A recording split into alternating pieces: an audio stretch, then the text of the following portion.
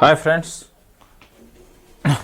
आप लोगों के सामने जैसा कि जानते हैं कि हमारा ऑप्शनल क्लास चल रहा है और इसमें हम लोगों ने अब जो है पिछले क्लास में 1857 संपूर्ण रूप से बीपीएससी और यूपीएससी के पॉइंट ऑफ व्यू से पढ़ लिया है।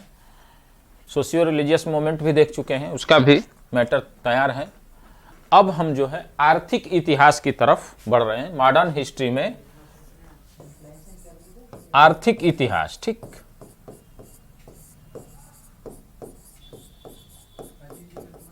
आर्थिक इतिहास पढ़ेंगे, ठीक है।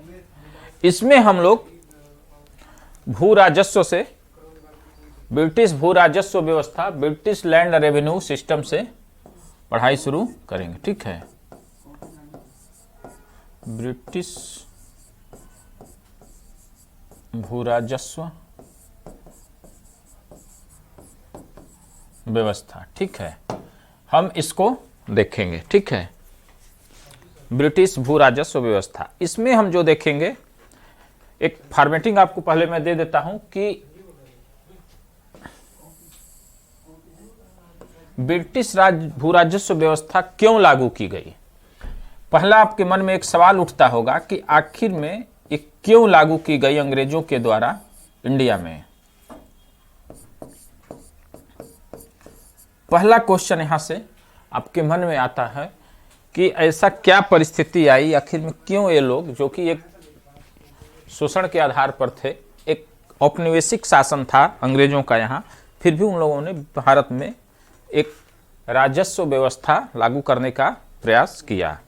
इसके तहत इन्होंने कुछ नीतियां लेकर भारत में व्यवस्था को लागू करने का प्रयास किया। तो ब्रिटिश नीतियां क्या क्या थी, जो इनकी ब्रिटिश राजस्व नीतियां थी वो कौन कौन सी थी, ठीक। इसमें आप देखे होंगे, नाम भी सुने होंगे बहुत से। तो एक है जमींदारी प्रथा, अस्थाई बंदोबस्त, जिसको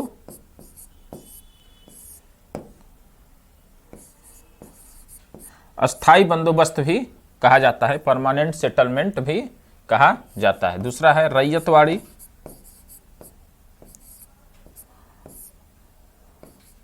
रैयतवाड़ी व्यवस्था, और तीसरा है महालवाड़ी, महालवाड़ी, ठीक।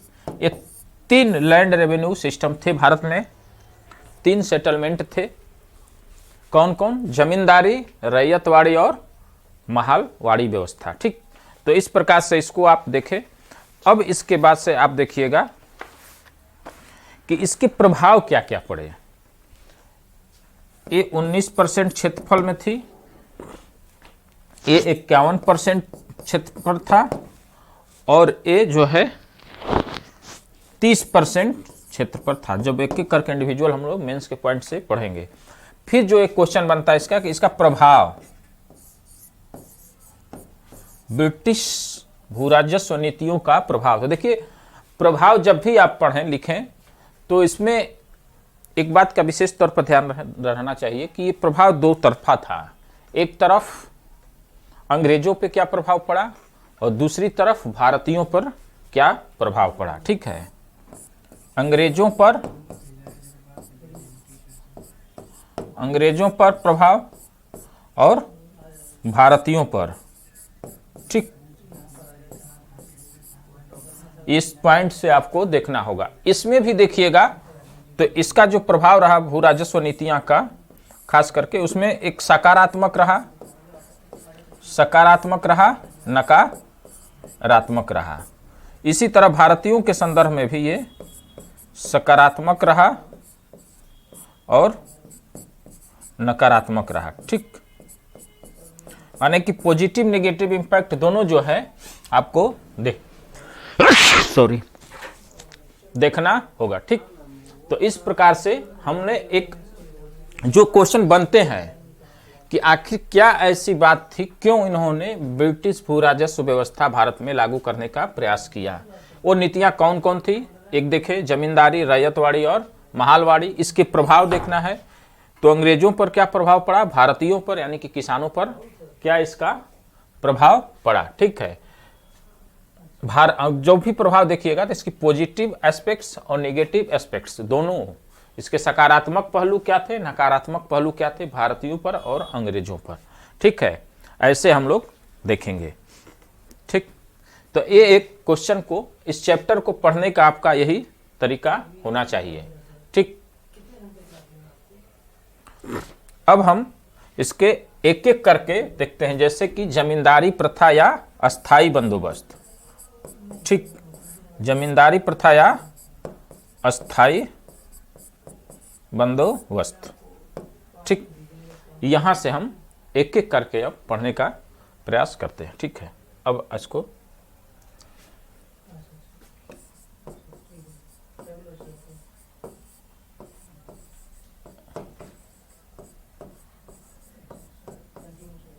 अस्थाई बंदोबस्त। ठीक, तो देखिए जब मामला अस्थाई हो, आदमी किस लिए परेशान है? अस्थायित्व के लिए ही तो परेशान है। मैं पढ़ा रहा हूँ कि जीवन में स्थायित्व आ जाएगा, पैसा कमा लूंगा, या और भी लोग हमसे जुड़ेंगे, जिस भी प्रकार से हमें, आप भी पढ़ रहे हैं कि कल के डेट में IAS PCS हो जाएंगे, खूब पैसा कमाएंगे भ्रष्टाचार के चाहे अन्य माध्यम से। तो जीवन में क्या है, अस्थायित्व का बहुत महत्व होता है, चाहे उसका व्यक्तिगत लाइफ हो, प्रशासनिक लाइफ हो, या सरकार का कार्य हो। हर व्यक्ति चाहता है कि जीवन में, यही रीजन है कि लोग क्या है, शादी का आज भी इंपॉर्टेंस बना हुआ है। चाहे दुनिया बहुत से ज़्यादा इधर उधर कर ले, गर्लफ्रेंड बॉयफ्रेंड बना ले, लेकिन अंततः उसको अस्थायित्व के बंधन में बंधना ही पड़ता है। ठीक है, तो इसी प्रकार से आप इसको भी समझिए कि अस्थायित्व क्यों, अंग्रेज ऐसा क्या करना चाहे जिससे कि वो अस्थायित्व की तरफ बढ़े। ठीक है, तो इनकी सबसे पहले हम देखेंगे इसकी पृष्ठभूमि। ठीक, इसकी पृष्ठभूमि देखिए। ठीक, देखिए भारत में जो 17 प्लासी का युद्ध के बाद जो हालात हुआ था, फिर बक्सर का युद्ध होता है 1764 ईस्वी में। उसके बाद से 1765 में एक संधि होती है, ठीक, जो इलाहाबाद की संधि के नाम से जानी जाती है। ठीक है, और इस संधि के द्वारा अंग्रेजों को बंगाल, बिहार एवं उड़ीसा की दीवानी प्राप्त हो जाती है। ठीक, क्या वहां पर उनको भू राजस्व इकट्ठा करने का, कलेक्ट करने का, भू राजस्व प्राप्त करने का अधिकार प्राप्त हो जाता है। ठीक है, इसी हिसाब से यहाँ पर इन लोगों ने फील किया कि अब एक ऐसी व्यवस्था लाई जाए जिससे कि क्या हो, हमें भू राजस्व को इकट्ठा करने में आराम हो, हमें उसको कलेक्ट करने में एक राहत का स्थिति महसूस हो। इसीलिए उन लोगों ने सोचा कि क्या किया जाए इसके लिए। तो यानी कि जो बंदोबस्त हो वो क्या हो, किसके साथ हो, परमानेंट हो, इम्परमानेंट हो, अस्थाई हो, अस्थाई हो, जमींदारों के साथ हो, किसानों के साथ हो, किसके साथ हो, इस उधेड़-बुन में चल रहा था ये। ठीक है, इसी उधेड़-बुन में मामला ये हुआ कि सर्वप्रथम कॉर्नवालिस के द्वारा एक व्यवस्था लाई गई, जो पहले क्या थी, ये 10 वर्ष के ठेका पर लिया गया था। उसके बाद 1793 ईस्वी में कॉर्नवालिस के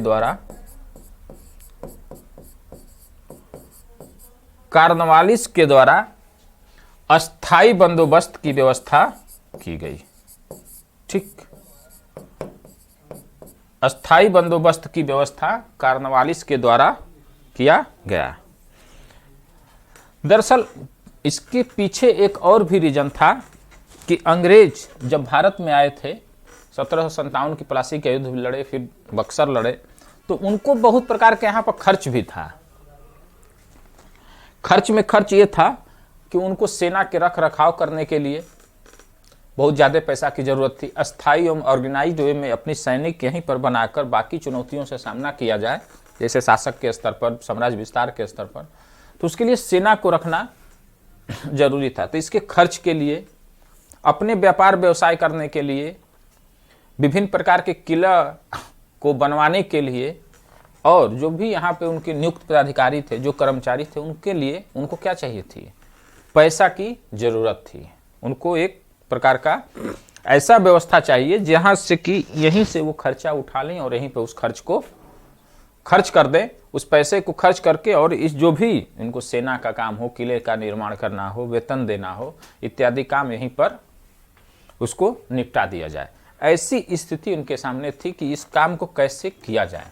अगर कहीं पे अस्थायित्व तो नहीं है, व्यवस्था में अस्थायित्व तो नहीं है, तो निश्चित रूप से इसमें अस्थायित्व नहीं आ पाएगा। ठीक है, तो इस प्रकार से इन लोगों को इसकी ज़रूरत महसूस हुई, यही रीज़न है।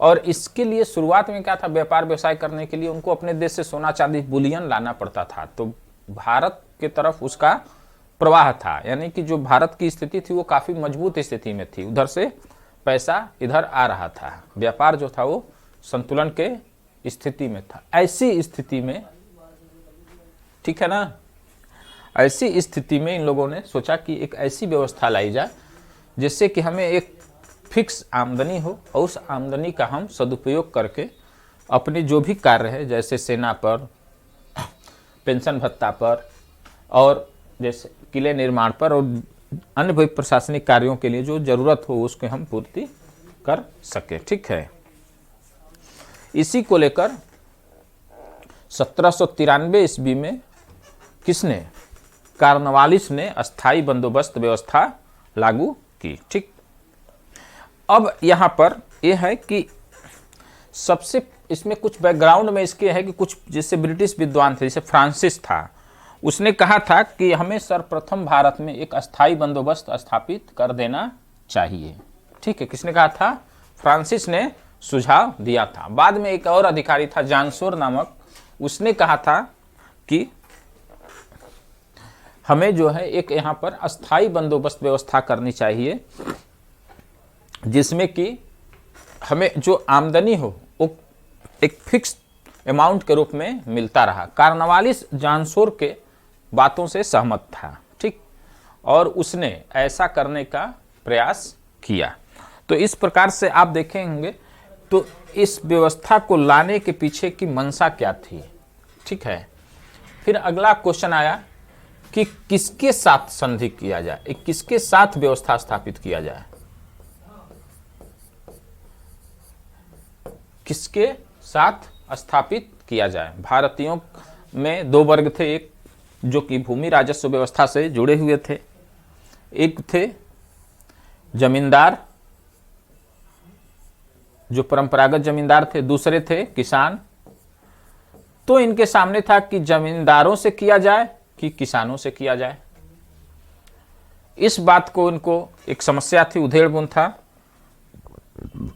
और तीसरी था कि राशि क्या हो, जो भू राजस्व की राशि हो वो कितनी हो, इसको भी लेकर इनके बीच में था।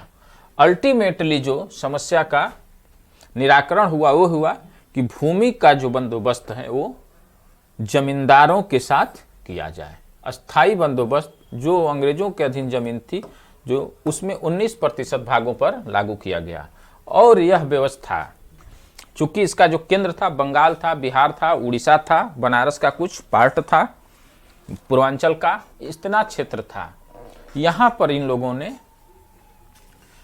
अस्थाई बंदोबस्त व्यवस्था, जमींदारी प्रथा को लागू करने का निर्णय लिया। ठीक, अब देखिए यहाँ पर जमींदारी क्यों, क्योंकि आप इसके अगर हिस्ट्री में जाएंगे तो आप ये देखेंगे कि ये जो एरिया है वो मुख्य रूप से मुगल के समय से ही जमींदारी व्यवस्था के अंतर्गत आने वाली क्षेत्र थी। यहाँ पर पहले से ही एक शासक वर्ग कह लीजिए या एक ऐसी व्यवस्था, एक ऐसी सिस्टम विद्यमान थी जो कि जमींदारी व्यवस्था के अंतर्गत आती थी। यानी कि पहले से ही यहाँ पे जमींदार थे, जमींदारी व्यवस्था के तहत टैक्सेशन होते रहा था। ठीक है, तो इस प्रकार से भी यहाँ पर यह निर्णय लिया गया कि ये पहले से इंट्रोड्यूस परिचित, चिर परिचित परंपरा व्यवस्था है, इसी को लागू कर दिया जाए।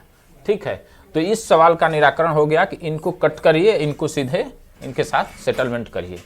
राशि क्या हो, चूंकि ये परमानेंट था, शासन कैसा था, अंग्रेजों का था।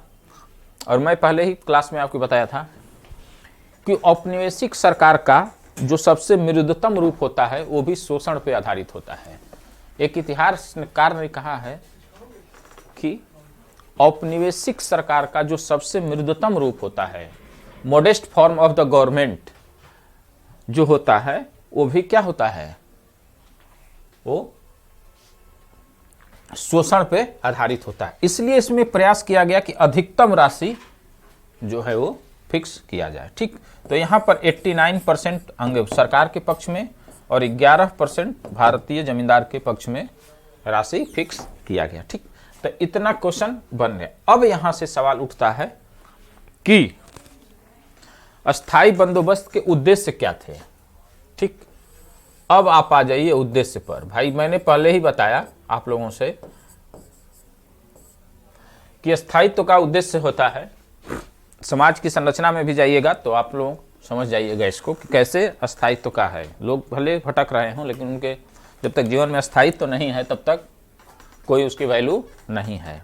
अंग्रेज भी इस बात को समझ गए कि जब तक अस्थायित्व नहीं रहेगा तब तक कोई वैल्यू नहीं रहेगी, क्योंकि इसी का उपयोग करके हम लोग आगे बढ़ेंगे। तो इसके उद्देश्य क्या क्या थे अस्थाई बंदोबस्त के। ठीक, अब हम इस पे एक एक करके देखते हैं। तो सबसे पहला उद्देश्य कि अधिकतम राशि की प्राप्ति, और वो राशि कैसी होगी, अधिकतम एवं अस्थाई। कैसी होगी, अधिकतम होगी और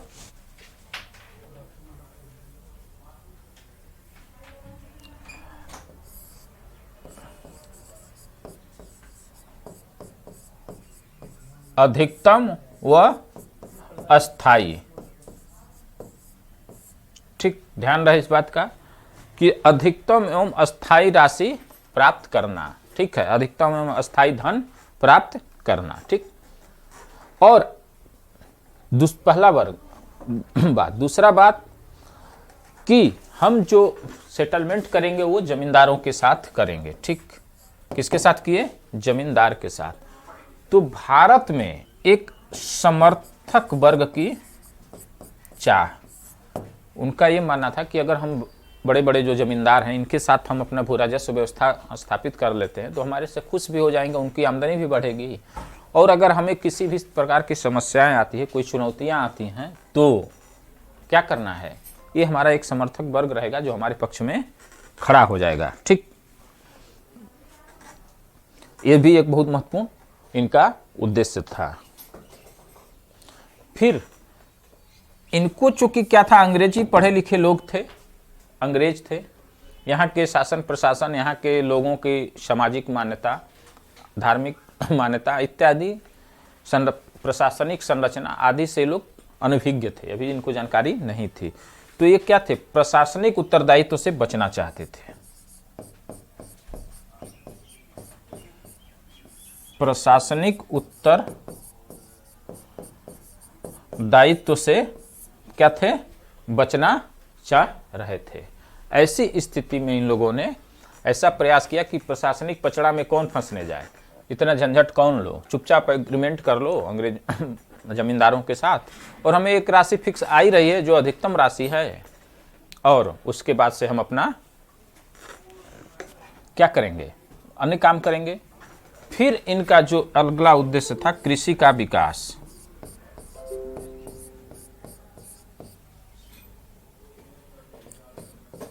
कृषि का विकास करना। ठीक, ये भी एक इसका इंपॉर्टेंट उद्देश्य था। देखिए कैसे, एक्चुअल में क्या था कि इंग्लैंड में भी जमींदारी व्यवस्था थी, लैंडलॉर्ड सिस्टम वहाँ पर भी था, और वहाँ के अंग्रेज आर्थिक रूप से बहुत मजबूत थे। आर्थिक रूप से मजबूत होने के साथ साथ तो प्रोग्रेसिव भी थे, प्रगतिशील थे, और वो क्या करते थे कि कृषि के डेवलपमेंट के लिए कृषि में इन्वेस्ट करते थे।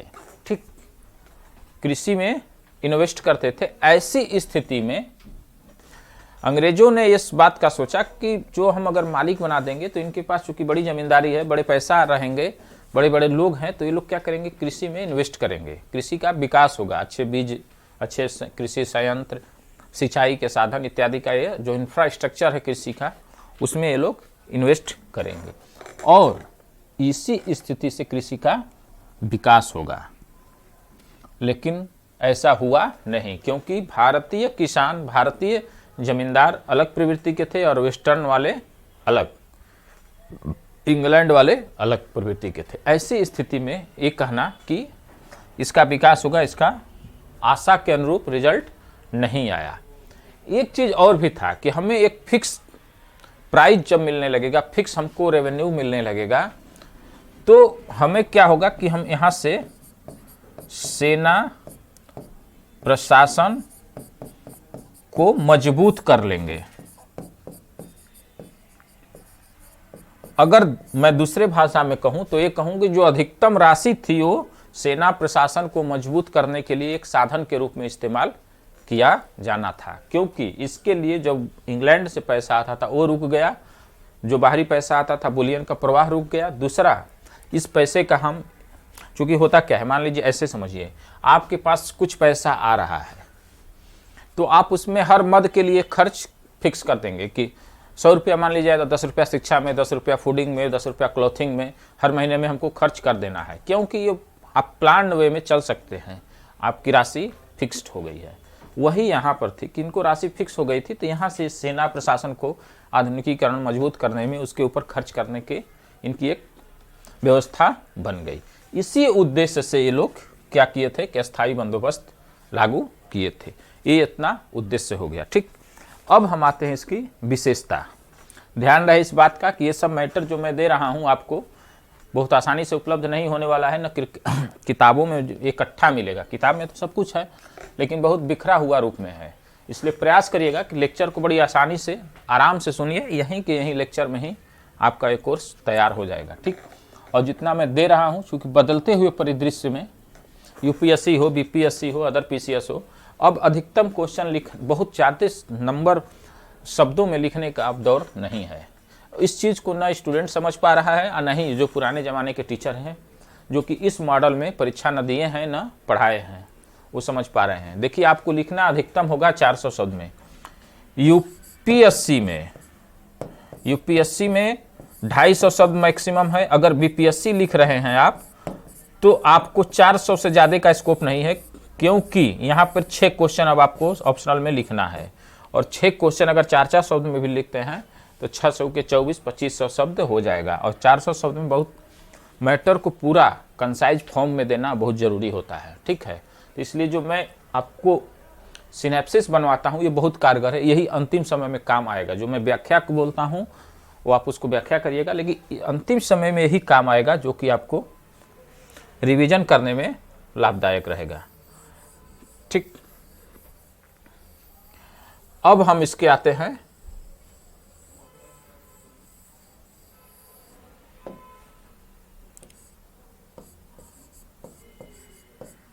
विशेषता, अस्थाई बंदोबस्त की विशेषता। ठीक, पहली जो इसकी विशेषता थी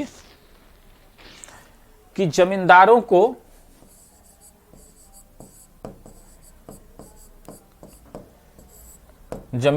क्या किया गया, भूमि का मालिक बना दिया गया। भूस्वामित्व तो किसको दिया गया,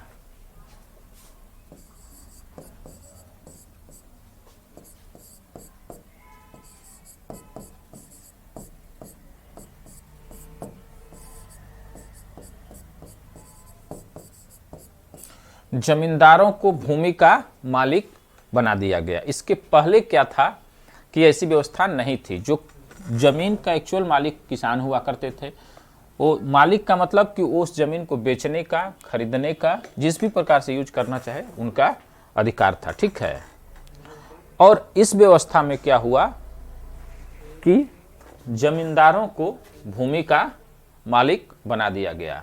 दूसरा, जो उनके साथ सेटिंग की गई, जो उनके साथ समझौता किया गया, वो अस्थाई प्रकृति का था। कैसा था, अस्थाई प्रवृत्ति का यह था। ठीक है, तब किसानों की क्या स्थिति हो गई कि किराएदार की, किसान कैसा हो गए, अब अपने ही जमीन पर किसान क्या हो गया, किराएदार हो गया।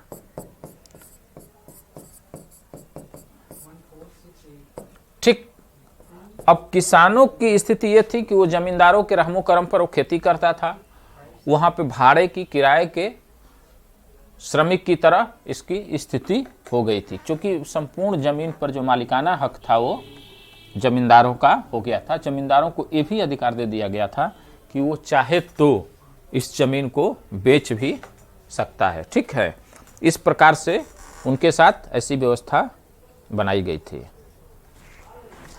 फिर भू राजस्व की जो दर थी, ये भी एक अपने आप में विशेषता है। 89% 89% जो है वो किसको मिलेगा? अंग्रेज को, और 11% जो बचा वो जमींदार को। अब बताइए कि ये कैसी व्यवस्था है जहां पर न उन्नत किस्म की बीज था, न तो आधुनिक फर्टिलाइजर था यूज होता था, यूरिया, डाई इत्यादि, ना ही कोई सिंचाई के साधन थे, जो भी था प्रकृति के रहमो करम पर खेती थी। वैसी स्थिति में मेरे कहने का मतलब ये है कि जब लो प्रोडक्टिविटी हो, वैसी स्थिति में जो भी उपज हुआ उसका आप 89% ले लेंगे, तो 11% में जमींदार, और जमींदार के रहमो करम पे किसान। यानी कि अब क्या स्थिति हो गई? इस 11% में जमींदार चाहे अपने नैतिकता से जो चाहे वो किसानों को कितना छोड़ता होगा, और किसान अपनी इज्जत किस प्रकार से चलाते होंगे, पेट भरने से लेकर शादी विवाह से लेकर सुख दुख के घड़ी में। तो ये उनके सामने एक बहुत बड़ी समस्या थी, लेकिन इसको आप देखिए और समझिए। ठीक, तो इस प्रकार से इनकी एक अब जो स्थिति थी कि जमींदारों में को जब मालिकाना हक दिया गया था, तो जो सार्वजनिक तालाब थे, ठीक है, जो चारागाह थी, इस सब पर भी किसका अधिकार हो गया? जमींदारों का हो गया। जहां पे कृषक आसानी से क्या करते थे? अपने गाय भैंस को चराते थे, अपनी छोटी मोटी आवश्यकताओं की पूर्ति करते थे। इस सब चीजों से यह किसान विमुख हो गए, अब उनको अधिकार छीन लिया गया। इस व्यवस्था के तहत एक सूर्यास्त का कानून लाया गया। क्या? सूर्यास्त का कानून। ठीक, अब आते हैं सूर्यास्त का कानून क्या है।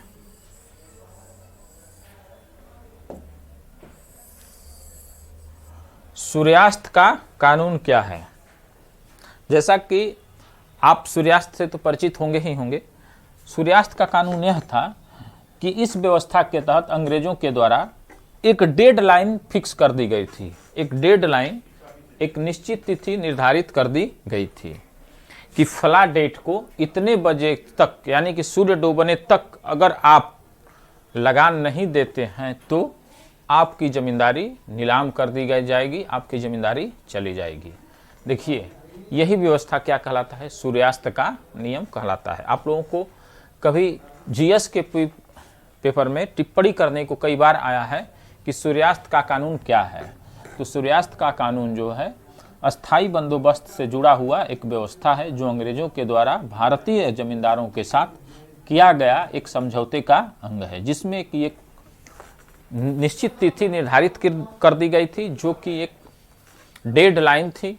उस दिन तक अगर कोई जमींदार, भारतीय जमींदार, अपनी जो लगान है उसके हिस्से का नहीं देता था गवर्नमेंट को, तो उनकी जमींदारी चली जाती थी।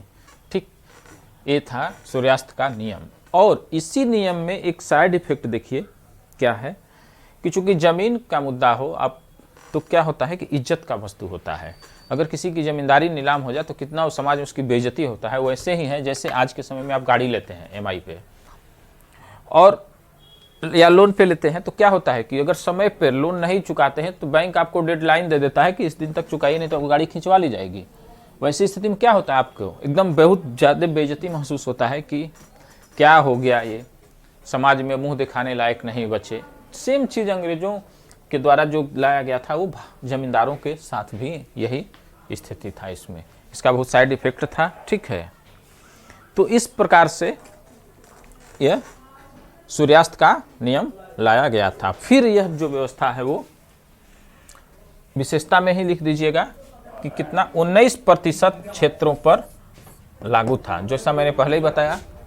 और यूपी, बिहार, बनारस से लेते हुए उड़ीसा, ठीक है, में यह लागू था अस्थाई बंदोबस्त व्यवस्था। ठीक, अब हम आते हैं इसके परिणाम पे। परिणाम कैसा था?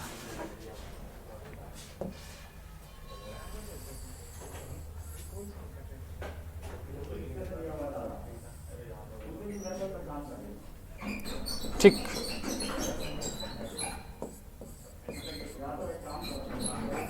परिणाम,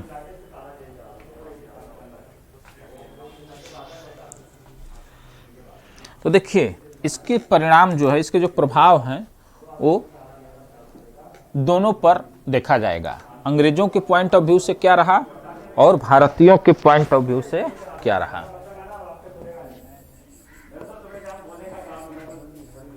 अंग्रेज के पॉइंट से देखिए तो ये एक सकारात्मक परिणाम दिखाई देता है, क्योंकि अंग्रेजों को सबसे पहली बात तो क्या हुआ कि एक नियमित अस्थाई आमदनी होना शुरू हो गया, और नियमित अस्थाई आय होने से उनको क्या फ़ायदा मिला कि अपनी जो चीज़ें थी, जैसा कि मैंने बताया कि सेना से लेके प्रशासनिक सुदृढ़ीकरण के लिए एक उनको निश्चित अमाउंट मिलना शुरू हो गया, और वहाँ से वो मुक्त होना, और वहाँ से वो क्या किए कि अपने कार्य को करना शुरू कर दिए, और धीरे धीरे उनकी जो साम्राज्यवादी नीतियाँ थी उसमें ये इसकी आमदनी कारगर साबित हुई। ठीक है।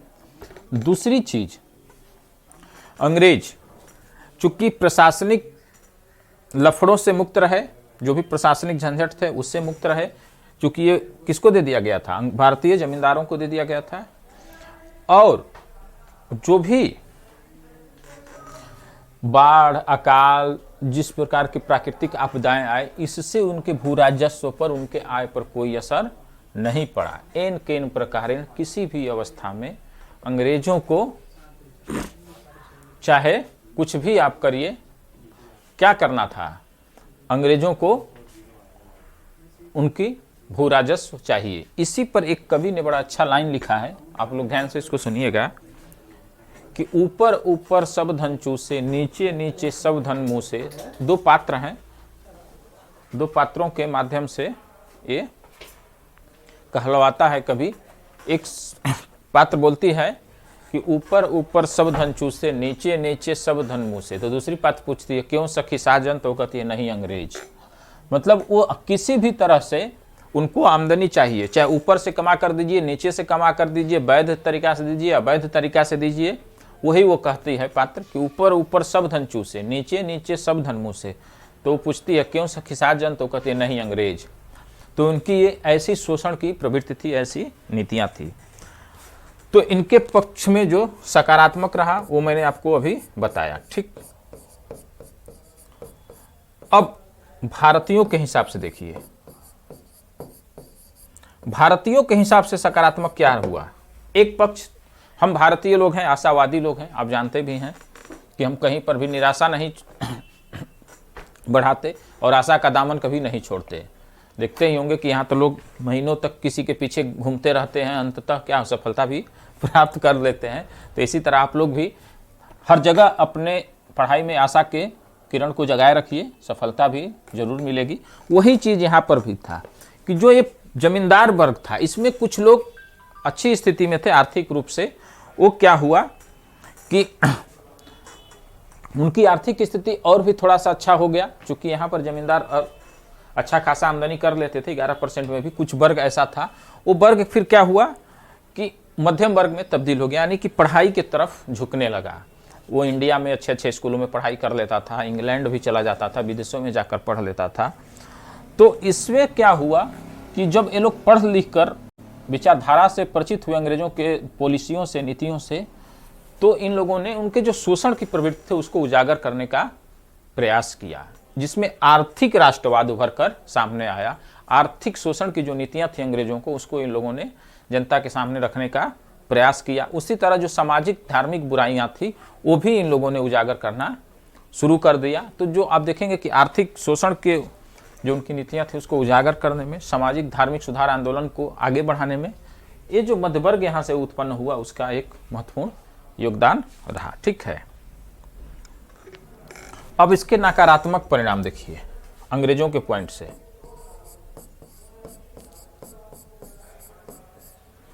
इसके नकारात्मक परिणाम, ठीक। तो देखिए नकारात्मक परिणाम में आप देखेंगे तो अंग्रेजों के तरफ से क्या नकारात्मक रहा, वो ये रहा कि जो उनकी आमदनी थी वो फिक्स हो गई। अब इसमें वृद्धि का कोई गुंजाइश नहीं था। ठीक है, अब चाहे जमींदार जितना उसमें से अपने पास रख ले, जितना किसानों से शोषण कर ले या जिस प्रकार से भी आमदनी बढ़ा सकता है बढ़ाए, लेकिन उसमें कंट्रीब्यूशन अंग्रेजों को नहीं देगा वो। ठीक है, तो अंग्रेजों की क्या हुआ कि बाद में कालांतर में ऐसा लगने लगा कि ये व्यवस्था हमारे लिए उतनी लाभदायक नहीं है जितनी हमने इस पर विचार किया था, जितनी हमने इस पर सोचा था। ठीक है, तो इस प्रकार से अंग्रेजों के पॉइंट से ये बहुत नकारात्मक रहा। भारतीयों के पॉइंट ऑफ व्यू से तो ये अत्यधिक नकारात्मक रहा। ये तो पूरा नकारात्मक ही नकारात्मक है, यहाँ पर तो कोई सकारात्मकता का गुंजाइश नहीं दिखता, सिवाय वही जो कि हमने जबरदस्ती एक पॉइंट निकालना है, और इसको अगर आप डालेंगे तो आपको निश्चित रूप से नंबर मिलेगा, क्योंकि उस सकारात्मक पॉइंट को जरूर निकालिएगा। अब ना भूमि राजस्व व्यवस्था में क्या हुआ, अब तीन पक्ष हो गए, एक तरफ जमींदार, दूसरी तरफ किसान, तीसरी तरफ अंग्रेज। तो ऐसी स्थिति में सबसे खराब स्थिति में किसकी थी, किसानों की थी। तो किसानों की शोषण बहुत ज़्यादा स्तर पर बढ़ी। ठीक है, और किसान उस अवस्था में आ गए कि वो जैसे होता है ना कि जो भारतीय किसान और भारतीय नारी, चाहे जिसके साथ इनके हाथ पांव पकड़ा दीजिए वो जाने को विवश होते हैं, वो स्थिति आ गई। अब वो किधर जाएं, अनिश्चितता के दौर में जीवन जी रहे थे। कभी अंग्रेज मालिक, कभी जमींदार मालिक, कौन कितना शोषण करेगा ये समझ में ही नहीं आ रहा था। ठीक है, तो यहाँ पर क्या हुआ कि किसानों की शोषण बढ़ जाती है। ठीक, फिर सूर्यास्त कानून के तहत डेडलाइन फिक्स कर दिया गया, तो बहुत से जो भारतीय जमींदार थे उनकी जमींदारी चली गई। ठीक, अब उनकी जमींदारी जब चली गई तो एक दूसरे वर्ग जमींदार के रूप में उभरता है, जो सेठ साहूकार बिजनेसमैन, जो पैसा वाला है, जो शहरों में रहता है और बिजनेस चलाता है, लेकिन पैसा के दम पर वो जमींदारी को खरीद लिया, और खरीद कर चूंकि किसानों को दे दिया, खेती कराओ, हमें इतना रेवेन्यू चाहिए। ऐसी स्थिति में एक अनुपस्थित जमींदार वर्ग उत्पन्न हो जाता है। कौन? अनुपस्थित जमींदार वर्ग। ठीक, यही अनुपस्थित जमींदार वर्ग जो है शोषण की दर को और बढ़ा देता है। देखिए भाई, होता क्या है, जो आपके बीच का कोई व्यक्ति होगा, जमींदार होगा, तो आपके सुख दुख से वो परिचित रहता है, आपके सुख दुख में शामिल होता है, तो मानवता के आधार पर उतना कड़ाई नहीं कर पाता। लेकिन ये अनुपस्थित थे, बिजनेसमैन थे, सेठ साहूकार थे, इन लोगों ने राजस्व को वसूली के लिए किसानों पर जबरदस्त तरीके से जबरदस्ती किए, जिसमें अपने लठैत को भेज देते थे, उनके गाय भैंस माल मवेशी को उठवा लेते थे, उनके बहन बेटियों के साथ गलत व्यवहार करते थे, जो आप शोषण देखे हैं। और यही रीजन है कि कई ऐसे विद्रोहों का भी जन्म हुआ जो जमींदारों के विरुद्ध था और आगे चल के सरकार के भी विरुद्ध हुआ। यहाँ से जमींदार के विरुद्ध किसानों का एक आंदोलन भी शुरू होना हो जाता है। एक आंदोलन था इसी में पाबना, जिसमें कि कहा गया था किसानों के द्वारा कि मैं केवल और केवल महारानी का रैयत बनना पसंद करता हूँ, बनना चाहता हूँ। ठीक है, तो इस प्रकार से यहाँ पर किसानों की शोषण बड़े स्तर पर होना शुरू हो गया।